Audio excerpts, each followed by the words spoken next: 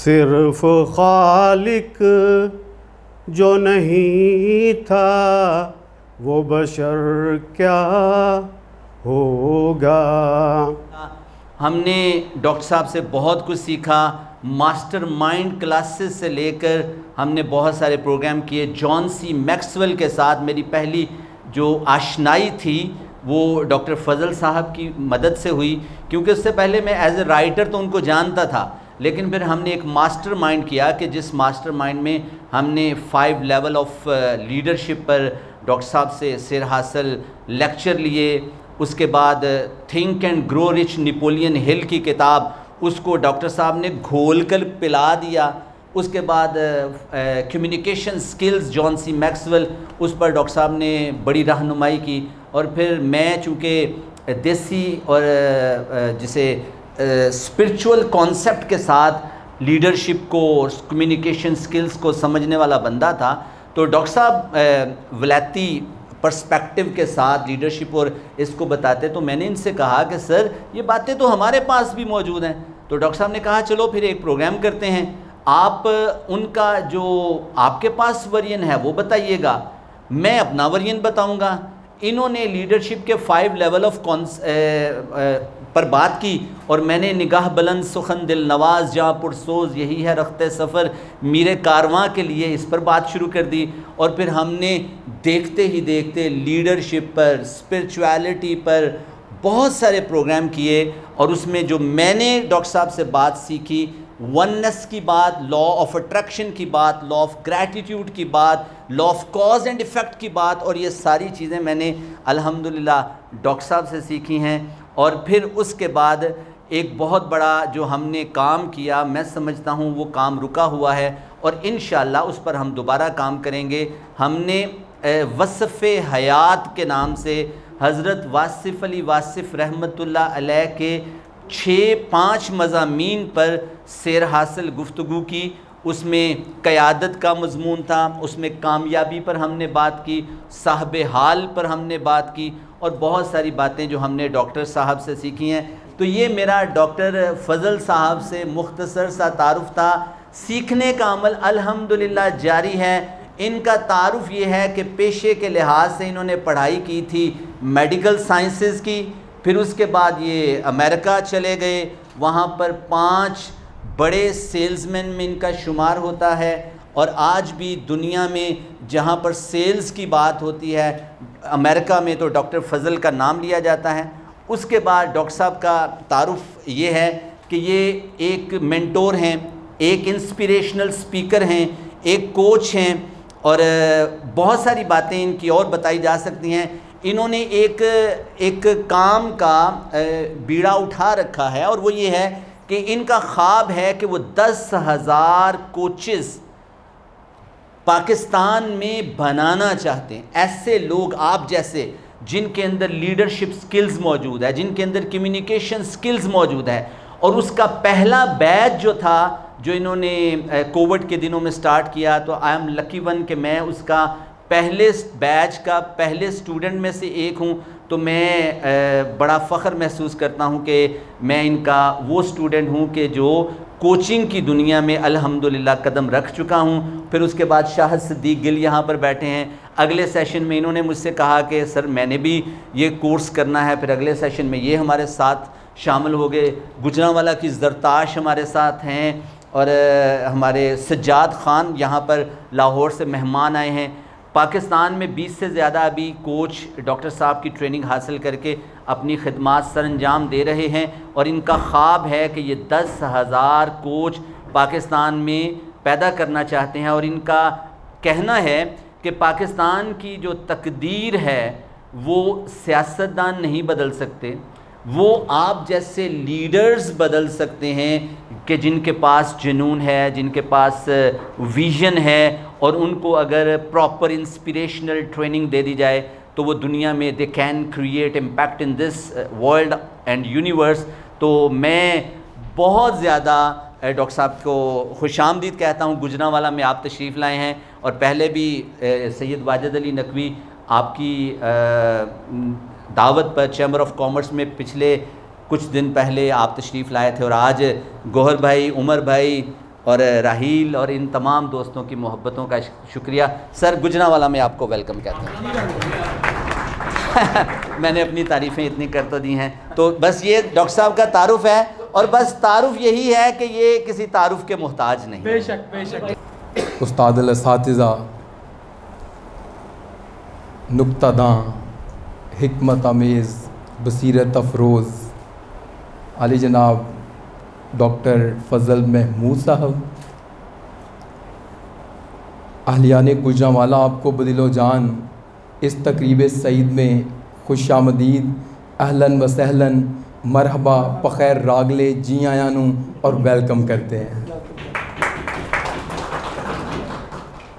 यहाँ एक गुलदस्ता सजा हुआ है जिसमें मुख्तलिफ़ रंगों और मुख्तलिफ़ मिजाजों की जो शख्सियात हैं वो तशरीफ़ फरमा हैं, ताकि आपकी जो पुरमग़ज़ गुफ्तगू है उससे मुस्तफ़ीद हो पाएँ। आली जनाब सैयद वाजिद अली नकवी शाह साहब किसी तारुफ़ के मोहताज नहीं, इनका शुमार मैं अपने उस्तादों में, मोहसिनों में करता हूँ। और आली जनाब डॉक्टर सरफराज साहब बड़े रकीकुल कल्ब इंसान हैं और बड़े इंसान दोस्त शख्सियत हैं और अदब नवाज भी हैं। गौहर भाई हैं, राहील भाई हैं, उमर भाई हैं, मेरे बहुत ही प्यारे दोस्त भी हैं, भाई भी हैं, इरफान साहब। इनकी काविशों को भी मैं सराहता हूँ, और जितने भी दोस्त अहबाब बैठे हैं जिनका मैं नाम नहीं ले सका, मैं सजाद भाई को भी खुशामदीद कहता हूँ। डॉक्टर साहब लर्न टू ग्रो रिच जो इदारा है उसके प्रेसिडेंट हैं, और वर्ल्ड वाइड सक्सेस एकेडमी के भी ये प्रेसिडेंट हैं। और डॉक्टर जॉन सी मैक्सवेल जो all over the world leadership गुरु हैं, ये उनकी टीम के एग्जीक्यूटिव डायरेक्टर हैं। और ये उस दिए की मानिंद हैं जिससे बहुत से लोग रोशनी ले रहे हैं, इल्म की रोशनी, और वो दुनिया के गोशे गोशे, कोने कोने, करिए करिए, नगरी नगरी और बस्ती बस्ती को रोशन कर रहे हैं। मैं इनकी नज़र एक शेर करना चाहूँगा क्योंकि मैं अदब का तालिब इल्म हूँ, और अदब के साथ जो शेर है वो गुलदस्ता अकीदत के तौर पे पेश करना चाहूँगा। बाहर आते हैं आंख से आंसू, जाने अंदर कहाँ से आते हैं। बाहर आते हैं आंख से आंसू, जाने अंदर कहाँ से आते हैं। तुम यकीनन वहाँ से आए हो, अच्छे मौसम जहाँ से आते हैं। और बस मैं यही कहूँगा कि उनके होते हुए महफिल में जलाते हैं चिराग, लोग क्या सादा हैं, सूरज को दिखाते हैं चिराग। इल्म दोस्त हैं, इल्म परवर हैं, इल्म नवाज हैं, नुक्तादान हैं, रम्ज़ आशिना हैं और आजिज़ी का पैकर हैं। आज मैंने जो हमने ज़ाहिर है उस्ताद मोहतरम, तो हम आपको देख के भी सीख रहे थे, ठीक है। आप जो फ़ैसले ले रहे थे हम्बुली, हम उसको भी मतलब हमारी वो लर्निंग हो रही थी, तो ये उंगली पकड़ के इस सफ़र में हमें सिखा रहे हैं। बस मैं ये चाहूँगा कि अब इसके बाद मैं उनको एक दफ़ा यही बस कहूँगा कि जो हम लोगों को बल्कि ऑल ओवर द वर्ल्ड जो सिखा रहे हैं कामयाबी के राज, आपकी भरपूर तालियों में डॉक्टर फाज। मैं चाहूँगा कि हम स्टैंडिंग ओवेशन देंगे और डॉक्टर साहब को खुशामदीद कहेंगे। तशरीफ़ रखिए प्लीज़। आऊज़ु बिल्लाहि मिनश शैतानिर रजीम, बिस्मिल्लाहिर रहमानिर रहीम। शुरू करता हूँ एक दुआ के साथ कि अल्लाह मेरी ज़बान की लुकनत को दूर फरमा और इन जहनों को खोल दे जिन्हें मैं कुछ सुनाने और समझाने आया हूँ। मैं बात का आगाज़ इस तरह करता हूँ कि पाकिस्तान आए हुए मुझे तकरीबन 1 माह गुज़र चुका है। मुख्तलिफ़ शहरों का दौरा करता रहा और आज शाम डॉक्टर सरफराज साहब के दफ्तर में जब मैं बैठा था तो किसी ने सवाल किया कि कैसा देखा गुजरांवाला को। तो मैं ये कहूँगा कि कराची में जब, जो कि मेरा शहर भी रहा है, एक ज़माने तक मैं उसका मुकीम रहा हूँ उस शहर में जहाँ मेरे भाई बहन अब भी रहते हैं, तो वहाँ एक अजीब सा सवाल था। जब भी मैं जिससे भी मिलने गया तो वो पूछते थे कब आए हो, जी फ़लाँ तारीख़ को, कब जाओगे।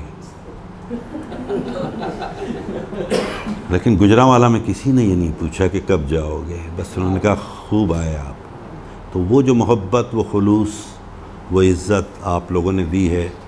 थोड़ी देर के लिए मैं इरफान साहब को और बाद में शाहिद साहब को सुन रहा था तो मैं सोच रहा था ये किसकी तारीफ़ें कर रहे हैं, मैं तो इस काबिल नहीं हूँ।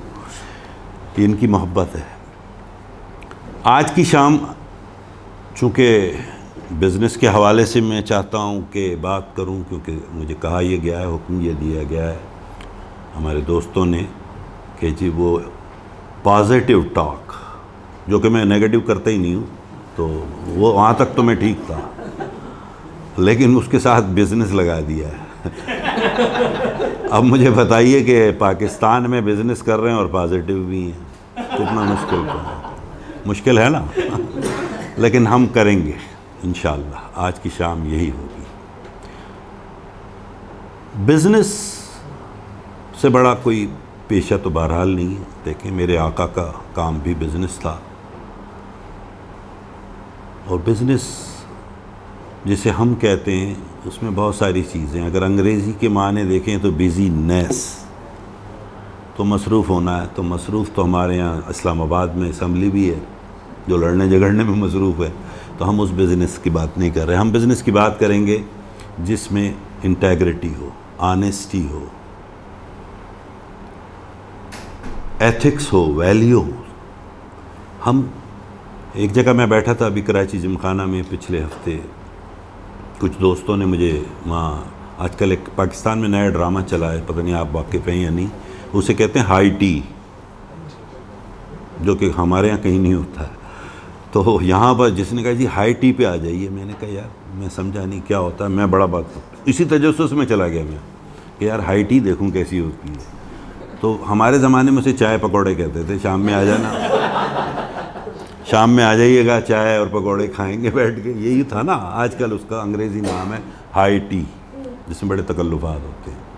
तो मैं वहाँ चला गया, वहाँ चंद CEOs बैठे हुए थे, ओनर्स थे। तो उनमें से एक दोस्त थे मेरे बड़े पुराने, और मैं उनका नाम नहीं ले सकता क्योंकि वो बड़े मारूफ हैं। तो उन्होंने कहा यार डॉक्टर तुम आए हुए हो तो क्यों ना मेरी कंपनी में आ जाओ यार, एक छोटा सा मतलब ट्रेनिंग दे दो। मैंने कहा भाई किस चीज़ पर? कहने लगा एथिक्स पर, बिज़नेस एथिक्स पर। लफ्ज़ था बिज़नेस एथिक्स। मैं उन्हें गौर से देखता रहा, सुनता रहा। मैंने कहा यार सॉरी मैं नहीं कर सकता। उन्होंने कहा क्या मतलब यार, आप पूरी दुनिया में ये सारी बातें करते रहते हैं तो आप बिज़नेस एथिक्स पर क्यों नहीं करते? मैंने कहा इसलिए कि मैं इसे मानता ही नहीं हूँ। बिज़नेस एथिक्स नाम की कोई चीज़ इस दुनिया में मेरे नज़दीक तो नहीं है। एथिक्स सिर्फ एथिक्स होते हैं। ये कहाँ से बिज़नेस एथिक्स आप ले आए कि बीवी से झूठ बोल लो, घर बॉस से ना बोलो, वहाँ पे चोरी ना करो, यहाँ चोरी कर लो? ये क्या है? एथिक्स सिर्फ एथिक्स होते हैं। देखिए ईमानदारी ईमानदारी है, चाहे वो घर में की जाए या बिज़नेस पर की जाए। तो मैंने कहा ये यार आप ये लफ्ज़ हटा दें, बिज़नेस तो मैं करने को तैयार हूँ। तो हमारे यहाँ यही होता है कि हमें बांट दिया गया है कि जी बिज़नेस पर ये नहीं हो और घर में ये ना हो। अब सबसे बड़ा मसला है कि हमारी ज़िंदगी इसी बंटवारे में चल रही होती है। फिर ऊपर से हमारे साथ सबसे बड़ा जो जुल्म किया जाता है कि हमें सोचने का मौका ही नहीं दिया जाता।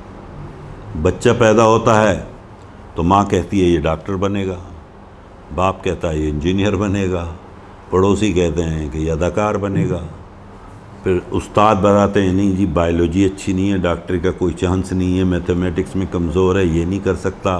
फिर वहाँ दोस्त आ जाते हैं, कहते हैं यार सबको छोड़ो, हम सब कॉमर्स में जा रहे हैं, तुम भी आ जाओ। कहीं वो सोच रहा है, ज़रा गौर कीजिए, कौन सोच रहा है? सब दूसरे सोच रहे हैं। फिर वो मरता क्या ना करता है, एक डिग्री ले लेता है। फिर वो आप जैसे साहिब इल्म लोगों को और इंडस्ट्रियलिस्ट और बिजनेसमैन्स के दफ्तर में दाखिल होता है नौकरी के लिए, तो वहाँ फिर जो आप उनका हशर करते हैं या मेरे जैसे लोग करते हैं कि हम उनसे सवालात वो करते हैं जैसे वो एल्बर्ट आइंस्टाइन हो, ये आता है वो आता है फ़लानी चीज़ आती है, उससे हर वो सवाल कर लेते हैं जो हम कर सकते हैं, और फिर उसे अपॉइंटमेंट लेटर गलती से अगर मिल जाता है तो दूसरे दिन फिर वो आता है नौकरी करने। जब वो नौकरी पे पहुंचता है तो वो बास कहता है ये कर लो ये कर लो ये कर लो, वो सोच रहा है कहीं इम्तहान हमने उसका इतना मुश्किल लिया और सोचने का मौका हम नहीं दे रहे, जो हम कह रहे हैं वो कर लो। अब यहाँ से थोड़ा आगे चलते हैं, अब बच्चा जवान भी हो गया, डिग्री भी मिल गई, घर वाले कहते हैं शादी कर दो, उसकी शादी कर दी जाती है। तो फिर वहाँ आ जाती है एक अजीब सी चीज़ जिसे कहते हैं बीवी। वो कहती है कि जी आप तो चुप ही रहें, बस जो मैं कह रही हूँ वो कर लो। ऐसे ही होता है, देखें सारे मेरे जैसे हैं। तो फिर हमारी उम्रों में जब पहुँचता है तो बच्चे कहने लगते हैं कि अब्बू आप तो रहने ही दें, बस ये कर लें। तो ज़िंदगी का सारा सफ़र बिना सोचे ही चल रहा होता है, ठीक है, वो सब सोच रहे होते हैं। अभी मैं आपको उसका एक मिसाल देता हूँ। आप एक 21 साल के नौजवान को अगर कोई बैठा है यहाँ, उसको कहें कि परसों तुम्हारा जॉब इंटरव्यू है 11 बजे फ़लाँ दफ्तर में, पता है वो क्या करेगा? अभी वो बाहर निकलेगा, अपनी गाड़ी स्टार्ट करेगा या मोटरसाइकिल स्टार्ट करेगा या चिंची पकड़ेगा या जो भी कन्वेंस है उसके, लेके सीधा उस दोस्त के पास जाएगा जो 18 महीने से खुद बेरोज़गार है, और उससे कहेगा मेरा जॉब इंटरव्यू है, ज़रा टिप्स तो दे। यानी खुद नहीं सोच रहा, तो उसको पता है टिप क्या मिलेगी, अरे यार ये लेटर वैसे ही भेज देते हैं, रखते वक्ते नहीं है। यानी 1.5 दिन पहले ही उसको तैयार कर लिया गया है कि नौकरी ना लेना। तो ये हमारा मतलब एक माशरती प्रॉब्लम है कि हम बच्चों को सिर्फ ये बताते हैं क्या करना है क्या सोचना है, लेकिन हम कभी नहीं सिखाते कि कैसे सोचना है। हमने ये जिम्मेदारी दूसरों को दी हुई है।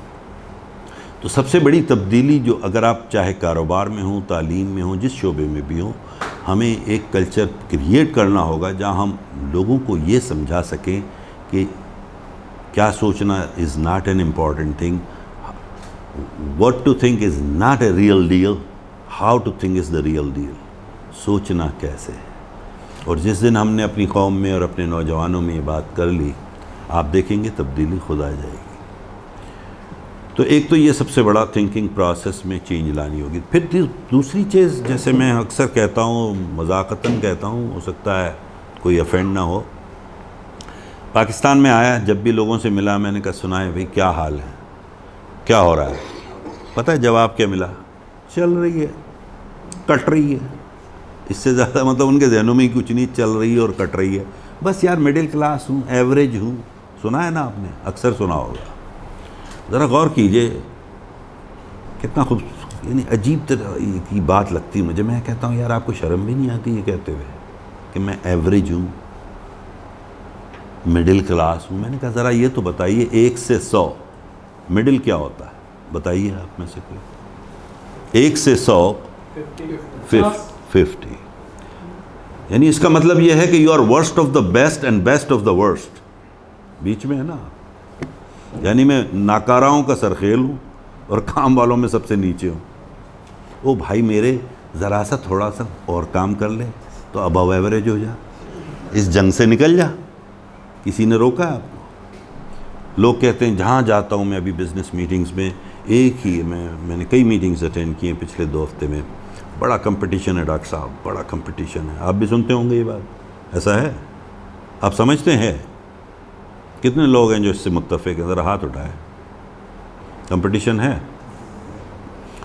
मैं अब आपको चैलेंज करता हूं कि इस सामने जो रोड जा रहा है, यहाँ जितने लोग गुजर रहे हैं, कितने इनमें से वो लोग हैं जो इतना भी काम करते हैं जितना उनको मुआवजा दिया जाता है? बताएं ईमानदारी से। या जिस दफ्तर में आप हैं, जिस ऑफिस में आप हैं, कितने ऐसे लोग होते हैं जो वाकई उतना काम करते हैं जितना उनको मुआवजा दिया जा रहा है? वो आप मेरा ख्याल है उंगलियों पे गिनना शुरू कर देंगे। बाकी तो बस काम चला रहे हैं कि जॉब ना जाए काम कौन करे, ऐसे ही है ना। तो अगर आप उन उंगलियों पे गिने जाने वाले लोगों में से हो जाएं तो आपका कंपटीशन है कोई? आप कंपटीशन बन जाएंगे सबके लिए। सब आपको बुरा कह रहे होंगे, इसकी वजह से मुझे भी जल्दी आना पड़ता है, देर से जाना पड़ता है। तो हम लोगों ने कंपटीशन को इस तरह से देखना है। देखें, हमें इंटेग्रिटी की जो मैंने बात की है, दयानतदारी से अगर हम काम करें और इतना भी कर दें जितना हमें मुआवजा दे रहे हैं, तो मेरा ख्याल है कोई कंपटीशन बाकी नहीं रहता। ठीक है, कामयाबी की कुछ मनाजिल हैं। देखिए, हर आदमी कामयाब होना चाहता है, आप भी चाहते हैं, मैं भी चाहता हूँ। अब लोगों को आज तक ये समझ नहीं कि कामयाबी है क्या। चले मैं किसी से पूछता हूँ, आपके नज़दीक कामयाबी क्या है? कोई अगर तारीफ़ बताए तो ज़रा उससे बात से बात निकलेगी। कोई है जो बताना चाहेगा? यार इंटरेक्ट करें, मज़ा आएगा ना। वरना मैं वो स्कूल वाला लेक्चर देने थोड़ी आया हूँ। मैं चाह रहा हूँ इंटरेक्शन हो हमारा और आप। ठीक है, तो ये कामयाबी है तो है? नहीं, मैंने आपसे पूछा, लोगों को छोड़िए, मैंने किसी से पूछा। आप ये समझते हैं जैसे इनका जवाब है कि ज़्यादा पैसे कमाने हैं, तो मीरा भी कमाती है फिर। तो ये कामयाब है क्या? वो नहीं है ना। आप जी सर, सेटिस्फेक्शन से मुराद थोड़ी सी वजाहत करें। सेटिस्फेक्शन किस चीज़ की? कोई भी ऐसा चीज़ जब इंसान मुतमईन हो, कोई भी ऐसा मुकाम कह लें किसी भी फील्ड में या किसी भी जी पॉइंट ऑफ व्यू से, जब वो सेटिस्फाइड हो, आप मुतमईन हो, तो वो कामयाब। नहीं, हमारे यहाँ तो इत्मीनान का लेवल ही दूसरा मेरे भाई। मैं अब आपको बता रहा हूँ कि जितने ये बैठे हुए मलंग रोडों पे, हमारे यहाँ पता है क्या किया जाता है कि अगर आप खुले सर मस्जिद में चले जाएं तो कहेंगे ये नमाज नहीं होती, और कपड़े उतार दें तो आप पहुँचे हुए बाबा बन जाते हैं, सेटिस्फाइड हैं। तो क्या ये सेटिस्फेक्शन का लेवल होना चाहिए? नहीं। सेटिस्फेक्शन, ये जितने मवाली घूम रहे हैं, चर्सी घूम रहे हैं, ये सब सेटिस्फाइड हैं। आप देखें, इनको कोई परेशानी नहीं है, आप और मुझको है। तो ये सेटिस्फाइड एक हिस्सा है, सक्सेस नहीं कह सकता मैं। और कोई बताए यार। सर, ये जो इंसानी ख्वाहिशात होती हैं, जी जी, इनकी तकमील के लिए कैसे पूरी हो, जिसको स्टडी करना, फिर उसके बाद उसका एक्शन प्लान बनाना, जी ये काम है। बिल्कुल बिल्कुल, बहुत अच्छी डेफिनेशन है। देखिए, सक्सेस को अंग्रेज़ी में जो डिफ़ाइन किया है वो इस तरह किया है कि success is an progressive realisation of a cause is called success. अगर आप उसको रियलाइज़ कर लें और उसमें प्रोग्रेस हो रही है तो वो कामयाबी है। मसलन आपने फ़ैसला किया कि मुझे लाहौर जाना है, अब आप जीटी रोड पे चढ़े, उसी डायरेक्शन में जा रहे हैं तो पहुंच जाएंगे। लेकिन अगर आप इस्लामाबाद की तरफ चल दिए तो आप पहुंचेंगे नहीं, पहुंचेंगे ना, डायरेक्शन सही नहीं है वहाँ। तो पहली बात तो ये तय कर लें कि success is not A destination. Success किसी मंजिल का नाम नहीं है, ये सफ़र मुसलसल है। अब आपने फ़ैसला कर लिया कि जी, जैसे आपने कहा मेरी एक ख्वाहिश है, जो भी हो, फरारी लेनी है, अब आपने ले ली, बस तो इसका मतलब एंड हो गया? नहीं, अब अगला मरहला आएगा। अब आप कहेंगे प्राइवेट जेट भी लूँ, तो ख़त्म तो नहीं होगी ना, उसके बाद चलेगी, फिर उससे आगे चलेगी। तो सक्सेस एक सफ़र मुसलसल का नाम है। तो पहली बात तो ये तय करें। हाँ, जो ज़िंदगी का मज़ा है, जो आप लूटना चाहते हैं, वो सक्सेस में नहीं है बल्कि उस जर्नी में है। वो मसलन अगर आप कहते हैं कि मैं चाँद पे जाना चाह रहा हूँ और किसी वजह से नहीं जाते, तो कम से कम आसमान को तो छू के आते हैं, तो ये सक्सेस है। हम गोल सेटिंग करते हैं, आपने देखा हर साल के आखिर में गोल सेटिंग होती है, जो 16 जनवरी के बाद ख़त्म भी हो जाती है, लोग भूल जाते हैं। तो अब जब गोल सेटिंग करते हुए सबसे बुनियादी मैं यही समझाने की और सिखाने की कोशिश करता हूँ। जो लोग मेरे सेशन अटेंड कर चुके हैं, इनमें से 2-4 वो जानते हैं। मैं ये कहता हूँ कि देखें, गोल, लोग नाकाम इसलिए नहीं होते कि उनके पास ज़राए नहीं है, लोग नाकाम इसलिए नहीं होते कि उनमें सलाहियत नहीं है, लोग नाकाम इसलिए नहीं होते कि उनके पास पैसा नहीं है, ये नहीं है, वो नहीं। लोग नाकाम इसलिए होते हैं कि वो गोल सेट ही गलत कर रहे हैं। हमारे यहाँ गोल सेटिंग कैसे होती है, बिजनेसमैन तबका जानता है कि यार हर साल हम 11% मुनाफा कमाते हैं तो 11.5 रख लेते हैं इस बार, यही होता है ना। अब ज़रा गौर कीजिए, यानी पहले से उन्हें पता है 11 तो हम करते हैं, तो ये उनका गोल है। जो चीज़ पहले से पता हो वो गोल हो सकती है। गौर कीजिए ज़रा इस बात। हर कंपनी इसी तरह अपने गोल सेट करती है। तो पहली बात, जो अटेनेबल या अचीवेबल हो वो गोल ही नहीं होता, नंबर 1। नंबर 2, फिर हम क्या करते हैं गोल सेट करते हुए, ज़रा गौर कीजिए मेरी बात को, कि गोल सेट, जैसे आपने सोचा कि मैं बैठ के गोल्स लिख रहा हूँ, आपने लिखना शुरू किए और उसके बाद आपने उसकी प्लानिंग करना शुरू कर दी। ठीक है ना, क्या बस मैं ऐसे करूँगा, मैं ये करूँगा, मैं वो करूँगा।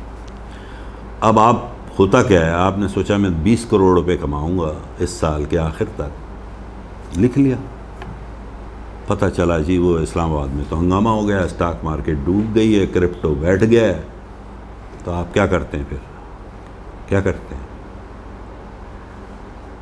बताइए?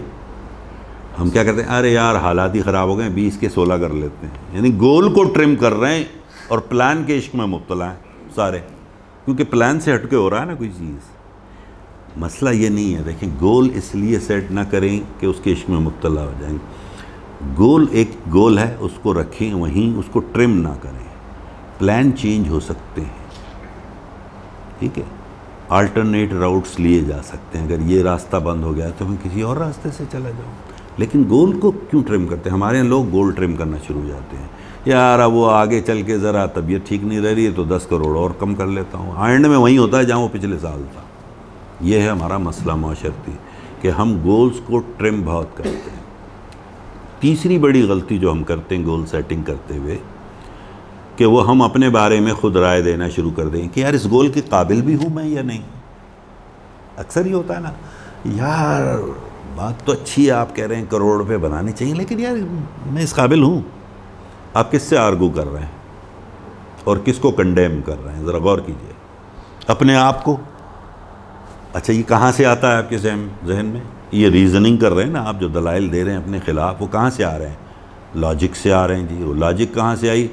माजी के तजर्बात से आई। ऐसे ही होता है। अब वो कहते हैं कि यार मैंने कहा यार आप मुझे ये बताइए कि ये ओ यार मैंने 8 साल पहले भी किया था, कब ये काम मुझसे नहीं हुआ था। सुनी है ऐसी कहानियाँ? ओ भाई 8 साल पहले फूफो यूट्यूब से आ गया, मामू गूगल थे, नहीं थे ना। ज़िंदगी चेंज हो रही है। The only constant thing in this universe is called change. इस वक्त मैं और आप जब बैठे हैं, डॉक्टर साहब जानते हैं बहुत अच्छी तरह से कि ट्रिलियंस ऑफ सेल्स हमारी बॉडी में टूट रहे हैं, फूट रहे हैं और बन रहे हैं। ये जितनी चीज़ें हमारे इर्द गिर्द पड़ी, इनमें इलेक्ट्रॉन, प्रोटॉन और न्यूट्रॉन की जंग चल रही है। चूँकि वो यूनिवर्सल लॉज के तहत चल रही है, हम महसूस नहीं कर पा रहे। लेकिन जहाँ वो रिदम टूटती है तो आतिश पे फटते हैं। लेकिन चेंज आ रही है। जितनी देर में आप गोल लिखते हैं, लिखना शुरू करते हैं, और जब तक के वो लिख पाते हैं, वो तो चीज़ें ही बदल चुकी होती हैं अब से। तो गोल इसलिए हम इस तरह ना सेट करें। और आखिरी मरहला मैं आपको बताऊं, जो आपने शायद चौंका देगा आपको, कि गोल कभी भी इसलिए सेट नहीं किए जाते हैं कि गोल अकम्प्लिश किए जाएं। अजीब सी बात लग रही है, लेकिन सच ही है। गोल इसलिए नहीं सेट किए जाते कि गोल अकम्प्लिश हों। गोल इसलिए सेट किए जाते हैं कि आप अपने आप को वहाँ ले जाएं कि चीज़ें आपकी तरफ आने लगें। यह है लॉ ऑफ अट्रैक्शन। अल्लाह ताला कभी आपको वो नहीं देता जो आप चाहते हैं या जिसकी आप ख्वाहिश करते हैं। अल्लाह ताला सिर्फ़ और सिर्फ आपको वो देता है जो आप होते हैं। तो आपको वो बनना होगा पहले। आप उस अपने आप को वहाँ ले आइए, खुद ब खुद चीज़ें आपके दस्तरस में आ जाएंगी, जिसे आप कहेंगे मैं अकम्प्लिश करके हूँ। तो गोल्स हमेशा अपने से बहुत ऊंचे देखिए और बहुत बड़े देखिए। गोल इतने बड़े हों कि जिसमें आप परवान चढ़ सकें, जिसमें आप ग्रो कर सकें अपने आप को। हमारे यहाँ गोल ही क्या देखते हैं, यानी इतने छोटे छोटे से गोल देखते हैं। दुनिया के मारूफ तरीन मुकर्रिर हैं लेस ब्राउन, आपने नाम सुना होगा, देखा भी होगा यूट्यूब पे। तो वो यही कहते हैं कि हमारा सबसे बड़ा मसला ये है कि लोग नाकाम इसलिए होते हैं, इसलिए नहीं होते कि उनमें सलाहियत नहीं है, नाकाम इसलिए होते हैं कि उनके गोल बड़े छोटे होते हैं। वो वहाँ आके रुक जाते हैं, वो पीछे वाले आते हैं और आगे निकल जाते हैं। फिर वो ये कहते हैं यार इसका तुक्का लग गया। सुना है ना, एक अंग्रेज़ी का लफ्ज़ बहुत आम इस्तेमाल होता है, आपने हमेशा सुना होगा, इसका लक था। जी डॉक्टर साहब, यार ये लकी था, लक। कोई है ऐसा जो मुझे बताए लक के मानी क्या है कोई? सिवाय इन 3-4 के जो शायद सुन चुके हो, मैं बाकियों की जी। लक क्या है बताइए? ओके, ठीक है। और कोई? बहुत अच्छा जवाब है इनका, माशाल्लाह, बहुत अच्छा जवाब है। देखें लक की स्पेलिंग क्या है, चलें यही बता दें यार। LUCK। What does it mean? LUCK। Labouring under correct knowledge is called luck. याद रखें मेरी बात। वो चूँकि उस वक्त उसके बाद जैसे उन्होंने कहा ना, सही वक्त पे सही काम किया क्योंकि उसको सही नॉलेज थी, बाकी समझ रहे हैं तुक्का लग गया। लेकिन ऐसा नहीं होता, तुक्का कहीं नहीं लगता। अल्लाह ताला किसी से नाइंसाफ़ी नहीं करता। अल्लाह ताला ने हर चीज़ आप में भी वही दी है जो मार्क ज़करबर्ग को दी हुई है, जो बिल गेट को मिली हुई है, जो जेफ बाजो के पास है, जो इलान मस्क के पास है, जो जैक मा के पास है। वो किसी और अंदाज से है, आपने उसको आश्कार किया है नहीं, तो आप फिर शिकायत करने के हकदार तो नहीं हुए। तो बात यह कि लक कोई चीज़ नहीं होती, luck is just labouring under correct knowledge होती है। On the same like when you do it on a right time you get it, if you don't you won't. तो एक तो हमारे यहाँ ये है कि दूसरे पे को हम इस तरह डाल देते हैं कि इसका तुक्का था मेरा नहीं लगा, तुक्का कोई नहीं होता। देखिए कोई चीज़ फ्री नहीं है इस दुनिया में, there is no free lunch. और आप सब बहुत अच्छी तरह जानते हैं, आप सारे मैच्योर लोग हैं। तो हमें एक तो इस रट रेस से बाहर आना होगा कि हर चीज़ मुफ्त में मिल सकती है, ऐसा कुछ नहीं है। और अल्लाह ताला कभी आपको मायूस भी नहीं करता, ये भी जानते हैं, आप उस पर भरोसा करते हैं। देखिए हम ज़िंदगी में दो ही चीज़ें लेके चल रहे होते हैं डॉक्टर साहब। पूरी उम्र हम क्या करते हैं, या तो हम रिपेयर कर रहे होते हैं या प्रिपेयर कर रहे होते हैं। या तो वो जो कल गलतियां की हैं उसको बैठ के सारा दिन रिपेयर में गुजर जाता है, उन्हीं की दुरुस्तगी में। लेकिन अगर आप प्रिपेयर करने आज आने वाले कल के लिए, तो कभी रिपेयर करना पड़ेगी आपको, तो आप बढ़ गए ना आगे। तो आगे वही बढ़ते हैं जो प्रिपेयर करते हैं, ना कि रिपेयर करते हैं। वो माजी में खोए रहते हैं और माजी में उलझे रहते हैं। उनके साथ जब भी जाएंगे आपको कोई मसला आपके सामने पुराना रख देंगे। और सबसे बड़ी बदनसीबी हमारी ये है कि हम अपने माजी को एक्सेग्रेट करते हैं, बहुत बड़ा चढ़ा के पेश करते हैं। जिससे बात करो वो माजी में जो है ना, वो बस पता नहीं क्या था, दादा के पुदीने के बाग थे, अम्मा की ये थी, अब्बा के वो थे, इसी में उलझे हुए हैं। ओ तुम क्या हो भाई।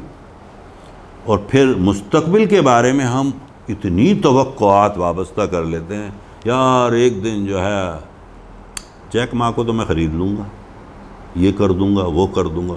और जो अभी मौजूद लम्हा है उसकी कोई बात ही नहीं हो रही है। वो भाई जो आज बोएगा तो कल काटेगा ना। तो आज जो लम्हा मौजूद है ये सबसे कीमती लम्हा है। इसीलिए हम कहते हैं कि past is a white cheque, future is a promissory note, today is the present, that's a gift, did you utilise it? क्या आप उसको इस्तेमाल कर रहे हैं? किसने देखा आने वाला कल? आपको पता है कि इस सेशन के बाद हम जिंदा भी होंगे? किसी को नहीं, हमें तो अगले लम्हे की खबर नहीं है, तो हम उसमें खामखा उलझ रहे हैं।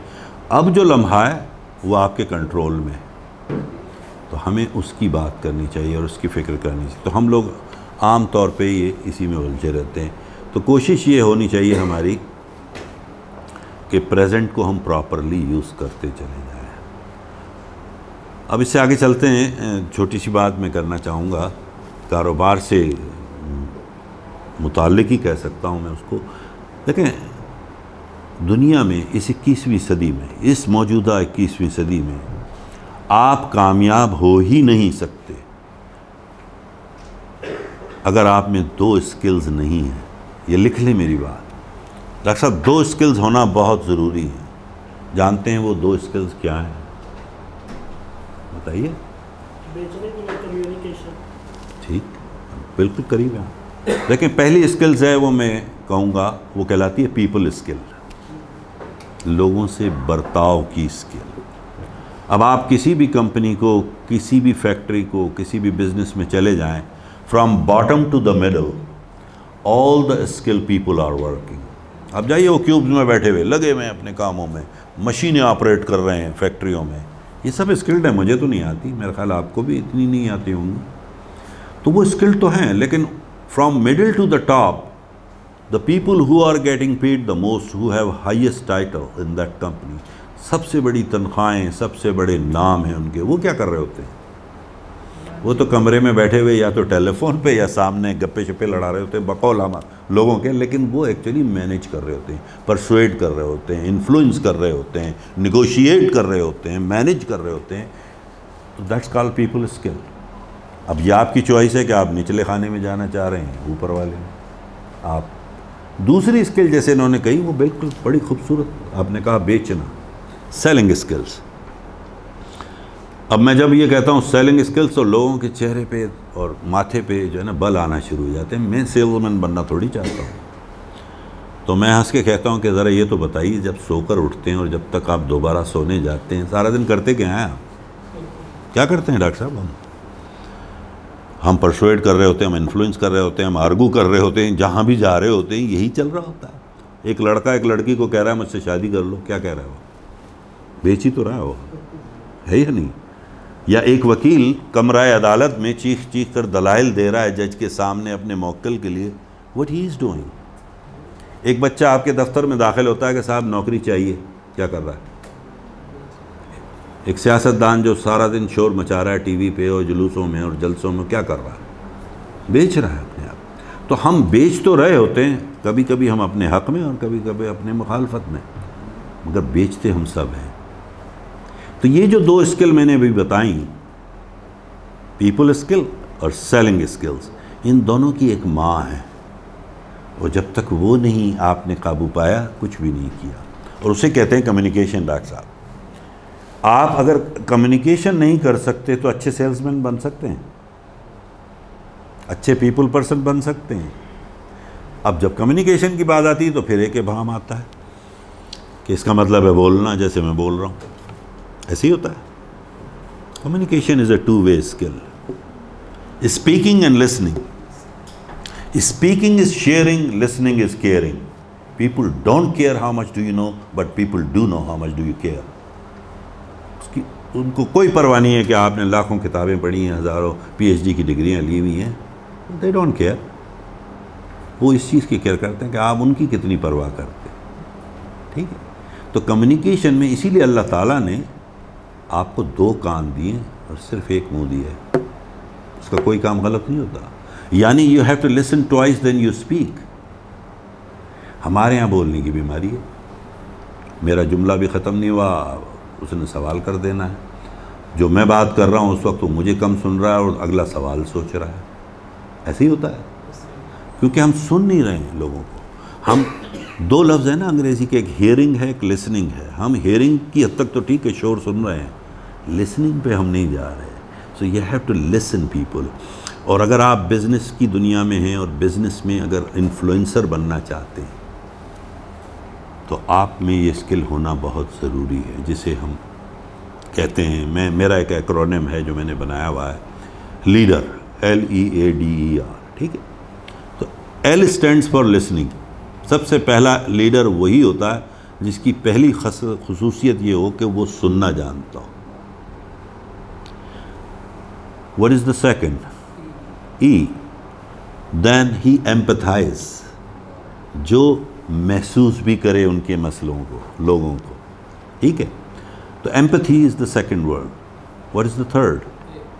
A, तो आप अब सुन भी रहे हैं और महसूस कर रहे हैं तो आपके जहन में कुछ सवाल उठेंगे, ये फितरी अमर है।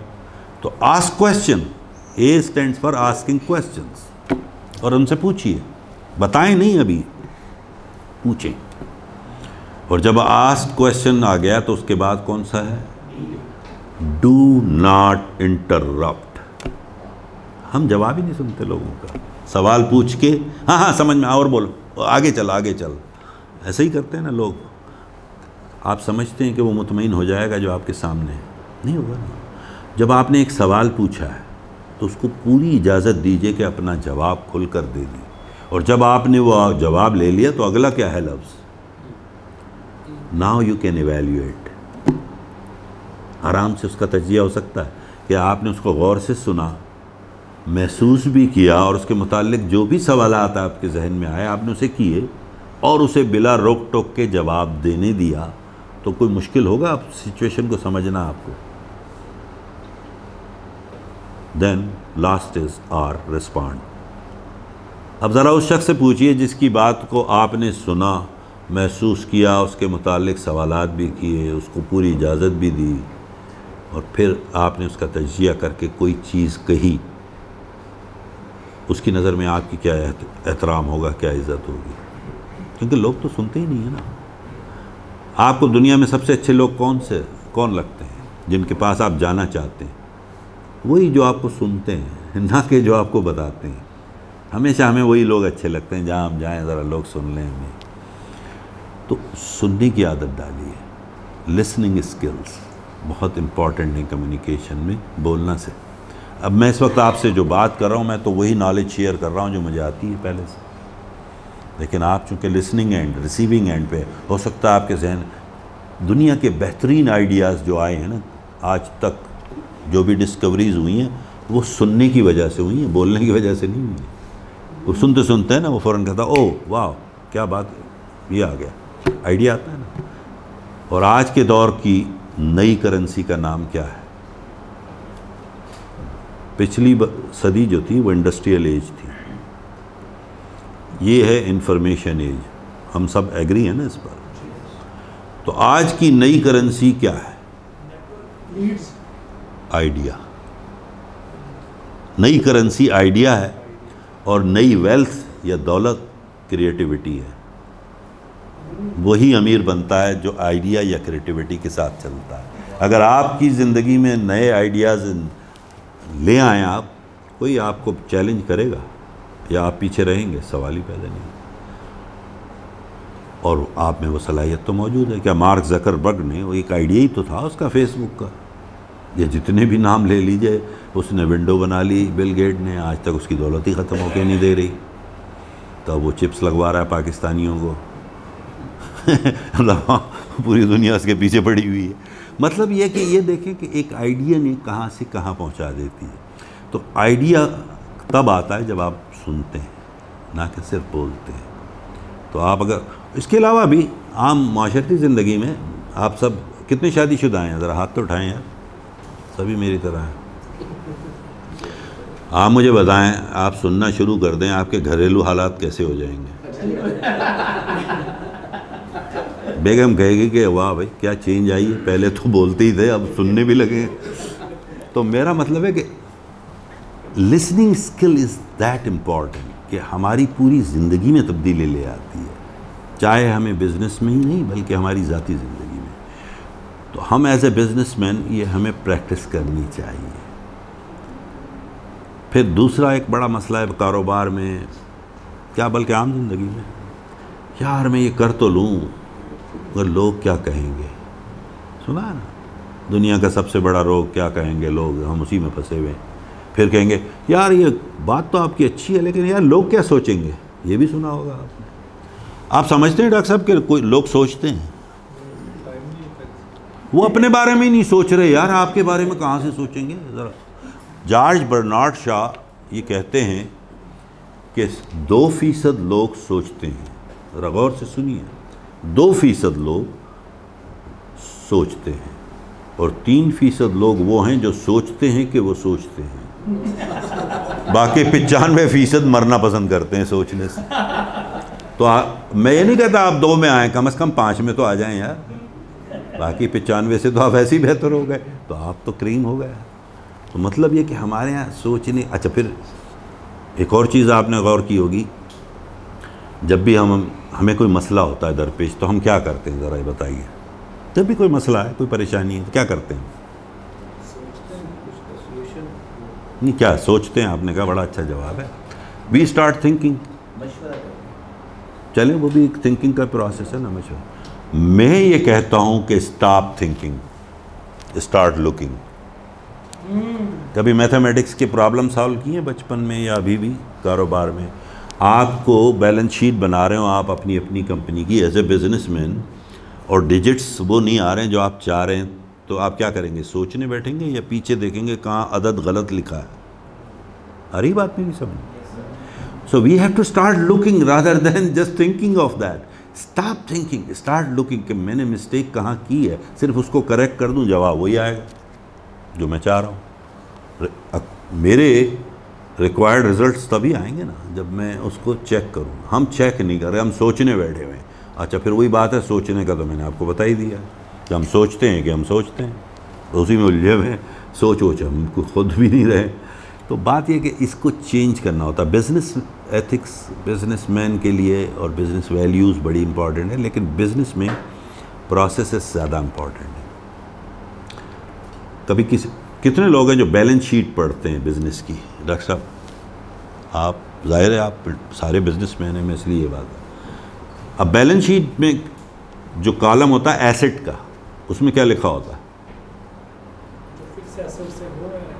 हाँ, मतलब क्या चीज़ें होती हैं फिक्स्ड एसेट?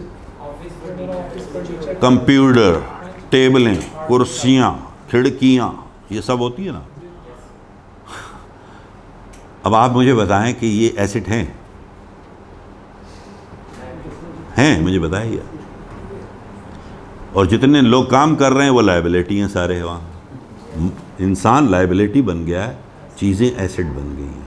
अल्लाह ताला ने चीज़ें बनाई थी इस्तेमाल करने के लिए और लोग बनाए थे प्यार करने के लिए। हम लोगों को इस्तेमाल करते हैं और चीज़ों से प्यार करने लग गए हैं। तो ये सबसे बड़ा, तो हमारी सोच का अंदाज़ बदलना चाहिए अब हमें। देखिए, नंबर 1। नंबर 2, मैं ये नहीं कहता कि सारे लोग एसेट होते हैं, ये भी ना लीजिए मेरी बात। अक्सर आप देख लें कंपनी में लायबिलिटीज़ ही ज़्यादा होती हैं। हाँ, एसेट कुछ नहीं होते हैं, ठीक है। एसेट चंद लोग ही होते हैं। तो आपको ये भी गौर करना है एज ए बिज़नेस ओनर कि कौन एसेट है और कौन लायबिलिटी है। मैं ये नहीं कह रहा कि सबको आप एसेट समझ लें और नवाजना शुरू कर दें। अब बिज़नेस की दूसरी कोई मतलब बेशुमार मैं मिसालें तो दे सकता हूँ बिज़नेस में कैसे लोग कामयाबी का मसला ऐसा है कि अब मुझसे ये अक्सर ये मुझे अभी बल्कि 3 दिन पहले ही मैं कराची में ही, हाँ मेरी बात हो रही थी, तो एक साहब आए मेरे पास। डॉक्टर साहब, मैं वहाँ लेक्चर दे के हटा था, कॉफ़ी पी रहा था उनके साथ। कहना, डॉक्टर साहब मुझे आपसे कुछ अकेले में बात करनी है। मैंने कहा जी फरमाइए, मैं इस वक्त अकेला कॉफ़ी पी रहा हूँ, अभी पी लें मेरे साथ। वो ज़रा अलग मैं बैठा हुआ था कुछ। तो कहने लगे, सर मैंने 3-4 बिज़नेस किए, वो फेल हो गए। मैंने कहा फिर से कहिए, मैंने गौर से नहीं सुना है। कहना, सर मैंने 3-4 बिज़नेस किए हैं पिछले 5 साल में और सारे बिज़नेस फेल हो गए। मैंने कहा मुझे अब भी समझ में नहीं आई बात, ज़रा वजाहत कीजिए। कहने लगा, सर मैंने 3-4 बिज़नेस किए, वो फेल हो गए। मैंने कहा बिज़नेस कभी फेल नहीं होते, आपको पता है? लोग फेल होते हैं, बिज़नेस तो कभी भी फेल नहीं होता। मैंने कहा जो काम आप कर रहे थे क्या वो इस दुनिया से ख़त्म हो चुका है? मैंने कहा आप क्या वो डायल वाले फ़ोन बेच रहे थे जो अब नहीं चलते हैं? बोला नहीं सर मेरा तो। मैंने कहा वही उसकी मार्केट तो आज भी है, ठीक है। एक दुकान पे रश लगा है, दूसरी खाली पड़ी होती है। एक आदमी रिकॉर्ड तोड़ रहा है, दूसरा अपनी कमर तोड़ रहा है। तो ये कहना कि जी बिज़नेस फेल हो गया, नहीं आप फेल हुए, ये माने ना। तो हम खामखा ये मेंटलिटी है हमारी, ये माइंड सेट होता है। और फिर सबसे बड़ी चीज़ है लोगों का सबसे बुनियादी मसला ये कि वो काम तो सीख लेते हैं लेकिन माइंड सेट ही नहीं होता उनके पास। क्या आप गुर्बत की जहनीत से अमीर हो सकते हैं? मेरा सवाल है आप सबको। बन सकते हैं आप अमीर? कैसे बनेंगे मुझे बताएं। आपकी तो जहनीत ही गुर्बत वाली है, तो आप अमीर कैसे बनेंगे? आपको पहले अपने जहन को अमारत में लाना होगा। आप अमीरों की तरह सोचना तो शुरू करें, चलना तो शुरू करें। आप उन्हीं 5 लोगों का एवरेज होते हैं जो आपके साथ हैंग आउट करते हैं या बैठते हैं। अगर आप 5 गली पे नुक्कड़ पे बैठे हुए फक्कड़ों के साथ, हालांकि आप ऐसे नहीं भी हैं, और बैठना शुरू कर दें तो आपको किस निगाह से देखा जाएगा कि ये भी छठा है। लेकिन अगर आप 5 कामयाब लोगों के साथ बैठना शुरू कर दें जबकि आप अभी इतने कामयाब भी नहीं हैं, तो लोग आपको किस निगाह से देखना शुरू कर देंगे, यार ये भी तो कम से कम कामयाबी होगा जो इन लोगों में बैठ रहा है। और फिर वो जो 5 लोग बैठे हैं जिनके साथ आप कामयाब, वो क्या बातें कर रहे होंगे करोड़ों की कामयाबियों की, तो आप तो खुद ही सीख रहे हैं ना। तो सीधी सी बात है, माइंडसेट को चेंज कीजिए। मैंने पहले ही कहा कि अल्लाह ताला आपको वो नहीं देता जो आप चाहते हैं या ख्वाहिश करते हैं, वो सिर्फ वही देता है जो आप होते हैं। पहले आप वैसे बन जाइए, लॉ ऑफ अट्रैक्शन शुरू हो जाएगा। अल्लाह ताला ने तीन चीज़ें दी इस पूरी कायनात की तख्लीक में। एक सब जानते हैं, बाकी 2 पे कोई नज़र ही नहीं डालता। डॉक्टर साहब, हवा से खमसा हम कहते हैं, 5 सेंसेस हैं। बच्चे से पूछो बता देगा। सूंघना, चखना, ये सब चीज़ें सुनाई देना, दिखाई देना, ये तो आता है सबको। अब मैं आप सारे माशाल्लाह बहुत पढ़े लिखे हैं, अगर मैं आपसे पूछूं कि 6 इंटेलेक्चुअल फैकल्टीज़ के नाम बताइए, मैं जानना चाहता हूँ कितने लोगों को आती है? आती हैं? आप कितनों को आती है बताइए? हालांकि ये बुनियाद है, ये वाहिद चीज़ है जिसने आपको दुनिया की तमाम तर मखलूक से जुदा किया है, इंसान को इंसान बनाया है, अशरफुल मखलूक़ात का दर्जा मिला है, जिसके लिए ख़ुद खुदावंद करीम कहता है कि लक़द ख़लक़नल इंसान फ़ी अहसन तक़वीम। वो किस बुनियाद पे? वो 6 इंटेलेक्चुअल फैकल्टीज़ हैं जो किसी और मखलूक को नहीं दी है। गालिबन मुझे महसूस हो रहा है आप लोगों को शायद नहीं पता है, तो मैं बता देता हूँ, ऐसी कोई बात नहीं, मैं यहाँ इसीलिए आया हूँ क्योंकि किसी ने हाथ नहीं उठाया है। देखिए ये 6 फैकल्टीज़ बड़ी कीमती हैं। पहली फैकल्टी को मैं इस तरह स्टार्ट करता हूँ जिसका मैं पहले जिक्र कर चुका हूँ, इट्स कॉल्ड रीजनिंग। जब भी कोई काम शुरू करने लगते हैं तो हम अपने आप से ही दलीलें, यार ये होगा कैसे, पैसे कहाँ से आएंगे, टाइम कहाँ से लाऊंगा, किसको कह रहे हैं आप? अपने आप को। और मैंने बताया था वो लॉजिक और मैं उसकी बुनियाद पे, तो ये भी एक फैकल्टी दी है, इसका इस्तेमाल भी है, लेकिन कुछ चीज़ों में इसको इग्नोर करना चाहिए रीज़निंग को। जैसे गोल सेटिंग के वक्त मैंने कहा नहीं करें, लेकिन जैसे दूसरी जो फैकल्टी है उसे कहते हैं मेमोरी। अब मेमोरी का ताल्लुक़ किससे होता है? पास्ट से होता है। आप सब एग्री करते हैं कि मेमोरी का ताल्लुक़ पास्ट से होता है? नहीं, मैं पूछना चाह रहा हूँ। ठीक, चलें, थोड़ी देर बाद आप कहेंगे नहीं, लेकिन होता है। तो मेमोरी का ताल्लुक़ सिर्फ पास्ट से नहीं होता, वो आगे चल के मैं थोड़ा वाज़ेह करूँगा। तीसरी फैकल्टी जिसे हम कहते हैं रीज़निंग, मेमोरी तो हो गई, तो अब तीसरी जो दुनिया में अल्लाह ताला ने सबसे बड़ी आपको जो फैकल्टी दी है वो कहलाती है इमेजिनेशन। मुझे दुनिया की कोई और मखलूक दिखाई है जिसको ये दी गई है।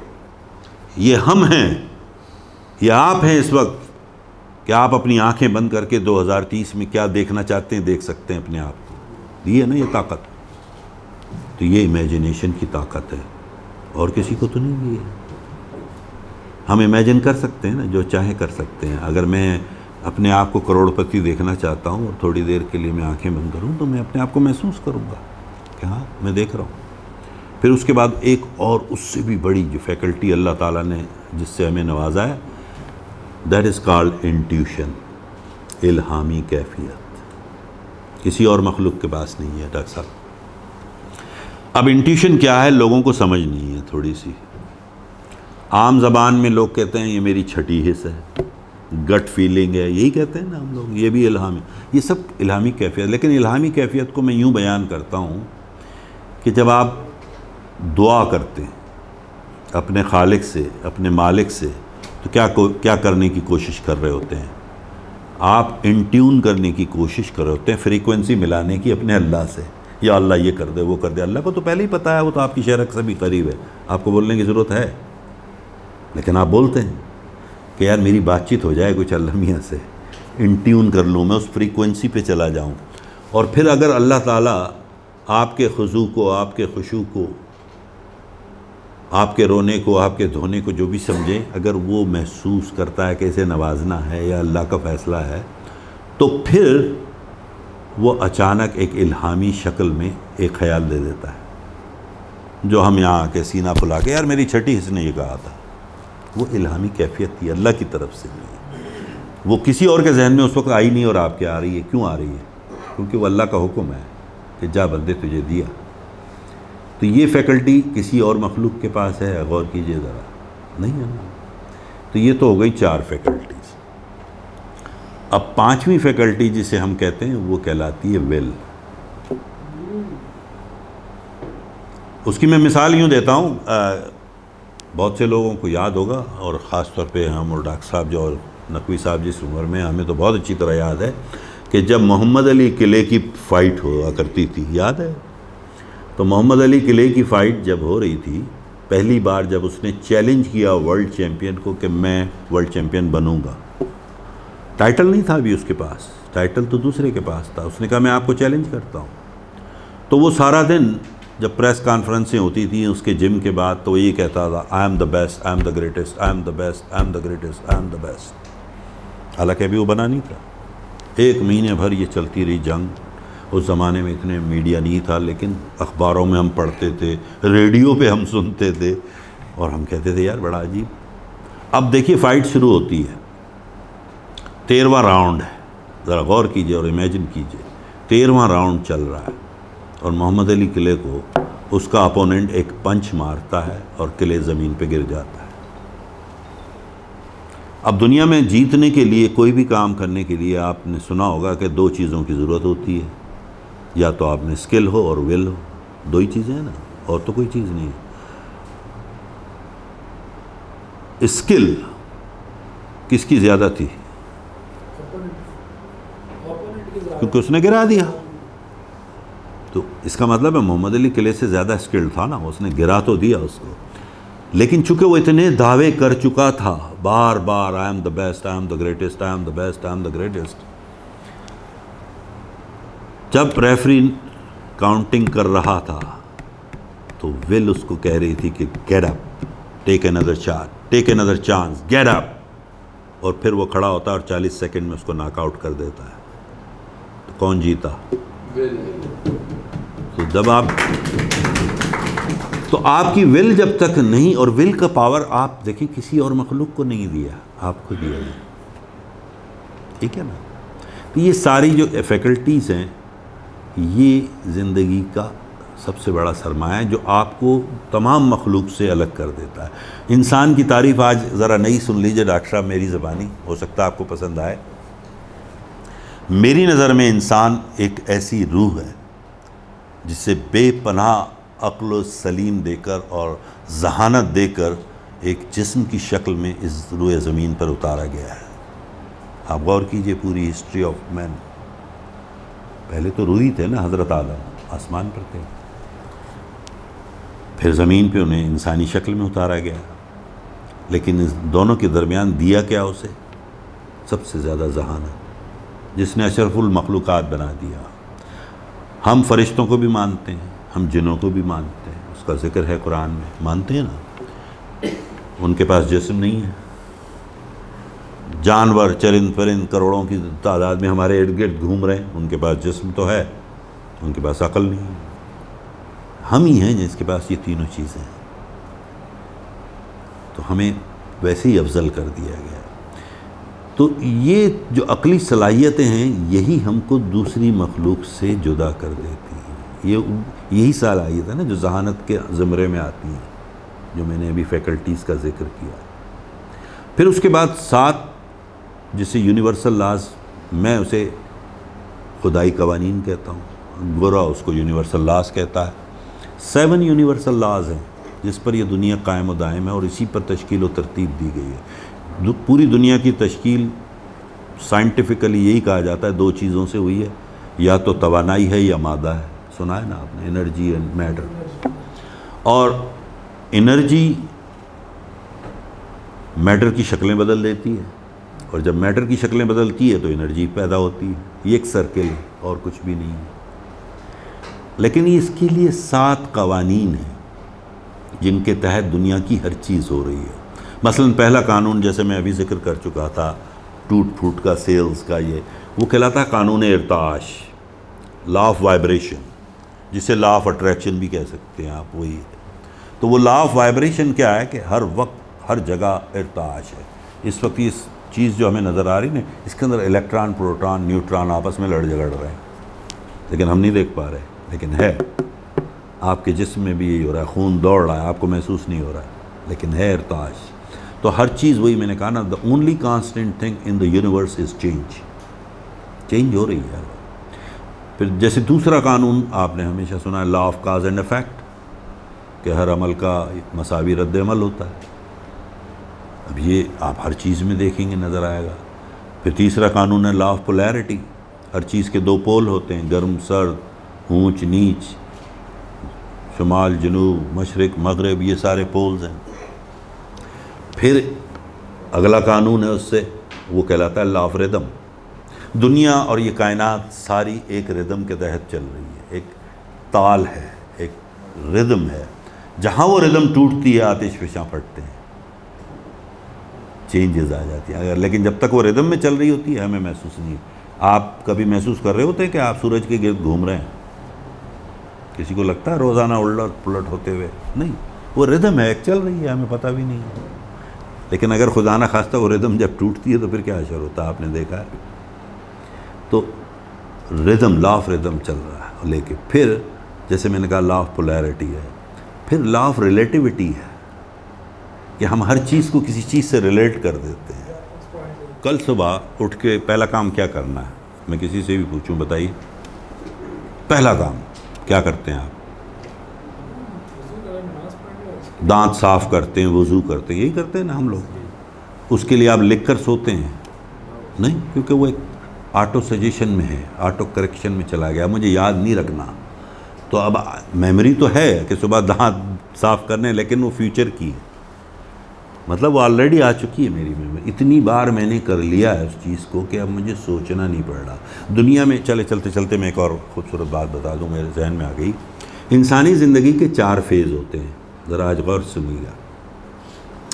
पहला फेज़ मैं उसे इस तरह कहता हूँ कि you don't know what you don't know.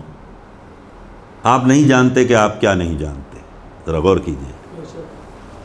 ये पहला फेज़ होता है। दूसरा फेज़ ये होता है कि आप जानते हैं कि आप क्या नहीं जानते, ठीक है।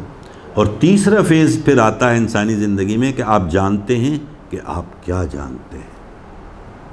और फिर चौथा फेज़ आता है कि आप नहीं जानते कि आप क्या जानते हैं। अब मैं उसकी मिसाल देता हूँ समझने के लिए, अगर जिनको समझ नहीं आ रही हो बात तो मैं आसानी से समझाता हूँ। कभी आपने देखा कि 7 साल का बच्चा आपके साथ गाड़ी में बैठा हो आपका, और आप गाड़ी चला रहे हो, वो तवज्जो देता है आप गाड़ी कैसे चलाते हैं? नहीं, वो तो बाहर देख रहा है खिड़की में, क्योंकि उसका ये काम ही नहीं है, तो वो नहीं जानता कि वो क्या नहीं जानता। लेकिन वही बच्चा जब 15 साल का होता है तो उसकी नज़र होती है कि अब्बू से चाबी चुरा के कैसे भागूंगा मैं, क्योंकि उसके साथ के दोस्त कहीं ना कहीं डंडी मार रहे होते हैं अपने घरों में, तो उसका शौक़ बढ़ जाता है। तो नाउ वो जानता है कि वो क्या नहीं जानता। अरे बात समझ। फिर वो क्या करता है, अब्बू की मिन्नतें करता है, भाई को पटाता है, किसी न तो किसी तरीके से वो गाड़ी सीख लेता है, लाइसेंस भी ले लेता है। नाउ ही वो जानता है कि वो क्या जानता है। फिर वो आता है मेरी उम्र में, 30 साल गाड़ी चला ली, 40 साल गाड़ी चला ली। कितनों के साथ ऐसा हुआ, मुझे उम्मीद है डॉक्टर साहब, नकवी साहब, आप सब कहेंगे, गौर भाई के कई बार ऐसा होता है कि हम घर से निकलते हैं और 20 मिनट बाद ऑफिस पहुंचते हैं और हम सोचते हैं हम आए कैसे। ऐसा हुआ है गाड़ी चलाते हुए, क्योंकि वो इतनी बार कर चुके हैं कि हम नहीं जानते कि हम क्या जानते हैं। तो वो सबसे ख़तरनाक होता है बाय द वे मरहला, तो वाह नहीं करें, क्योंकि बड़े बड़े हादसा उसी में होते हैं, क्योंकि हमें होश ही नहीं होता है। बुरी आदतों का इर्तिकाब भी उसी वक्त होता है। जी सर। आपसे जो रिलेटिविटी पे एक आया कि मुझे याद आ रही है, सूरतुल इंसान है वो, जी जी, सूरत दाह के नाम से। उसका जो पहला आया करीमा का, हल अता अलल इंसान हिन्नुम मिनद दहर लम यकुन शैअन मज़कूरा। तो इसका मतलब ये हुआ कि अल्लाह सुब्हानहू व तआला खुद इंसानों को कह रहा है कि इमेजिन करो। यस, इमेजिनरी एक आ गया पॉइंट आ गया जी, उसमें दिखाना चाह रहे हैं कि उसको जो जोड़ा जा रहा है कि सोचो भाई, बिल्कुल। अल्लाह ताला इंसान हिन्नुम मिनद दहर लम यकुन शैअन मज़कूरा, कि जब तुम काबिल ज़िक्र शायद भी ना थे। तो इसका जो बताने वाले हैं वो भी अल्हम्दुलिल्लाह हज़रत मोहम्मद सल्लल्लाहु अलैहि वसल्लम, वो भी इंसान है। बिल्कुल। तो पहली जो वो बताई जा रही है वो इंसानी तख्लीक बताई जा रही है, इन्ना खलक़ल इंसान मिन नुत्फ़ा, या जो पूरी डॉक्टरी साइंस है। तो खुदा भी अपने जो कलाम पाक है उसमें जा भेजा आया करीमा बहुत सारी है, जी जी, जिसको साइंसी कह लें या फिक्री आयात कह लें, तो उसकी तादाद भी ज़्यादा, लेकिन हम लोग ज़्यादा उसको नहीं। देखें जी, जिस दिन आदम को इस ज़मीन पर उतारा गया, आप क्या समझते हैं कि दुनिया मुकम्मल नहीं थी? दुनिया तो उसी दिन मुकम्मल कर दी गई थी। उसके बाद कहा था कि जा कुरान की तफसीर कर, दुनिया को असीर कर, हर चीज़ को तस्खीर कर। ये हुक्म था मालिक का। हमारा काम क्या था? हम कोई क्रिएटिव तो नहीं है ना। क्रिएटिव मतलब क्रिएशन हमारी नहीं है, क्रिएटर तो सिर्फ एक ही है ना, वो खालिक और मालिक है। हमें ये कहा गया कि जाके दरियाफ्त करो चीज़ें। अब मसलन 30,000 साल से लोग कहते हैं हिस्ट्री वाइज कि लोग समझते थे कि ज़मीन चपटी है, यही था ना। फिर एक पागल आया, उसका नाम था गलेलू, उसने कहा नहीं ज़मीन तो गोल है। तो अब उसने क्या ज़मीन को गोल बना दिया? नहीं, उसने दरियाफ्त किया कि हम गलत थे। ऐसे ही हज़ारों चीज़ें, जैसे लोहा तो पहले भी होता था सदियों से, हज़ारों साल से, मगर वो दो पागल मोटरसाइकिल के मैकेनिक थे, राइट ब्रदर्स, जिनके वालिद ने कहा कि ये पागल हो गए और ये इन पे वो जो शैतानी कुव्वतें आ गई हैं, हज़ियान बक रहे हैं, कह रहे हैं कि लोहे को हवा में उड़ाएंगे। ठीक है, लेकिन उसने उड़ाए और फिर उड़ा भी लिया। तो सोचें ज़रा कि जब उड़ गए थे तो उन्हें क्या पता था कि लैंड वापस कैसे करना है? नहीं, उन्हें नहीं पता था। तो बात यह है कि चीज़ें तो पहले भी थीं, सिर्फ तश्कील तो वो हो चुकी थी, तरतीब नहीं थी।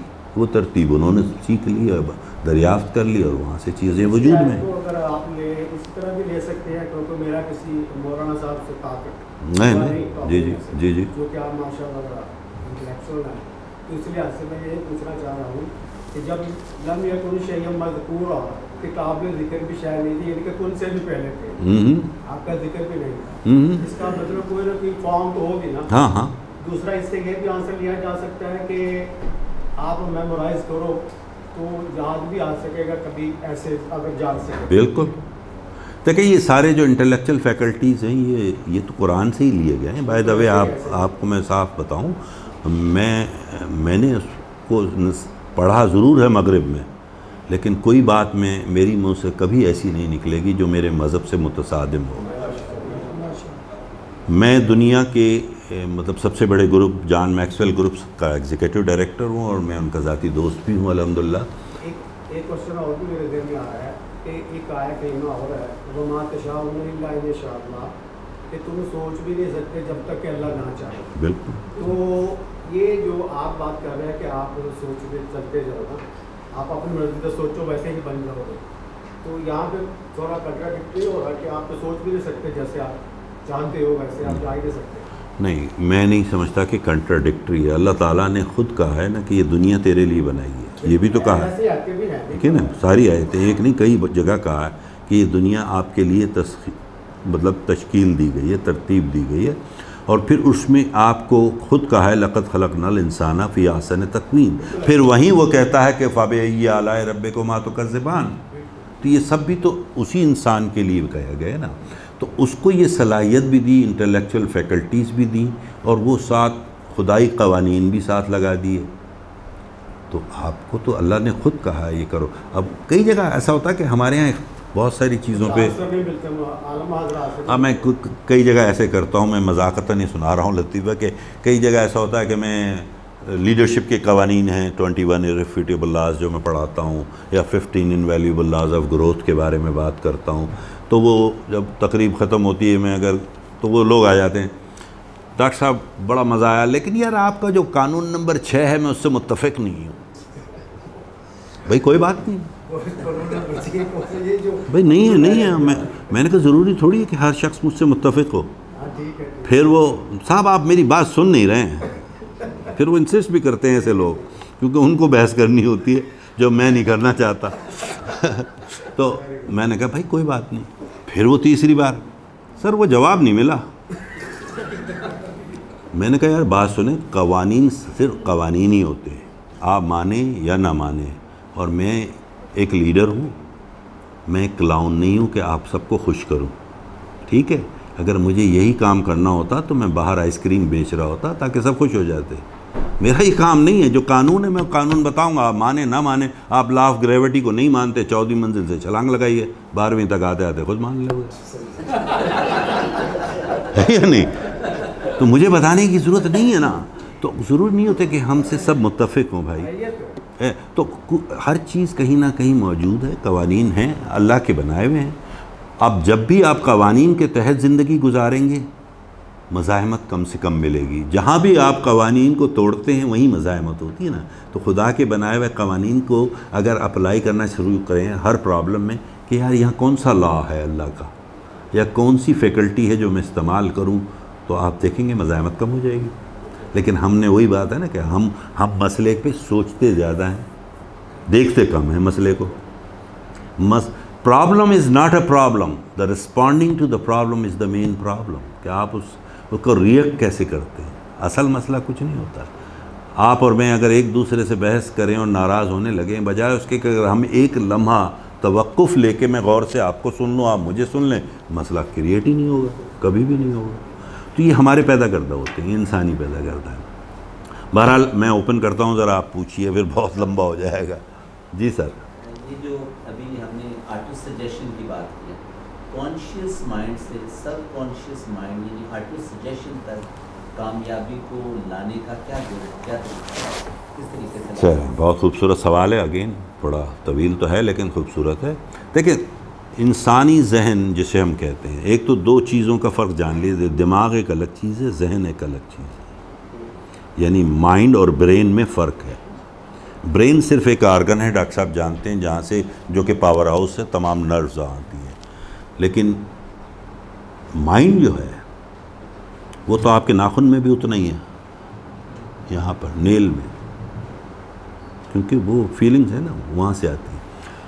अब कॉन्शियस और सब कॉन्शियस माइंड यानी शऊर और तहत शऊर जिसे हम उर्दू में कहते हैं, जिस दिन माँ के पेट में वो हमारा जो शुरू होता है जन्म अंदर, वहीं से वो काम शुरू हो जाता है।